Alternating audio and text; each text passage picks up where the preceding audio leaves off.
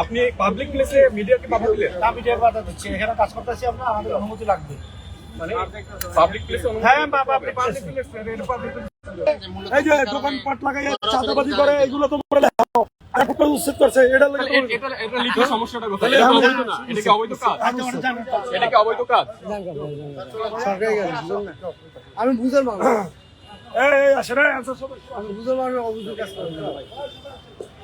আপনার দায়িত্ব আমরা পালন করবেন, একটু অনুমতি নেন, অসুবিধা নেই। না আপনিই আমরা একের করতে কি করেন, এরাই তো একটা সিন্ডিকেট। দর্শক দেখতে পাচ্ছেন যে পিজি হসপিটালের সামনে যে সড়কের উপরে এবং ফুটপাতে যে ফুড কার্টগুলো বসানো হয়েছে এবং অস্থায়ী যে ভাসমান দোকানগুলো রয়েছে সেই দোকানগুলো উচ্ছেদ করে দিচ্ছে আনসার সদস্যরা, এবং পাশাপাশি যাদেরকে এই মুহূর্তে পাওয়া যাচ্ছে না, যে মালিক অর্থাৎ এই ফুড কার্টের যে মালিক যারা রয়েছে যাদেরকে পাওয়া যাচ্ছে না, সেই ফুড কার্টগুলো কিন্তু তারা ভেঙে ফেলছেন। আমরা দেখতে পাচ্ছি এখানে প্রায় 3টির মতো ফুড কার্ট আছে যেগুলো তারা ফেলে দিয়েছেন, এবং সামনে একটি দেখতে পাচ্ছি যেটি তারা ভেঙে দিয়েছেন। এখানে একটি ফুড কার্ট দেখতে পাচ্ছেন যার মালিক এই মুহূর্তে এখানে নেই।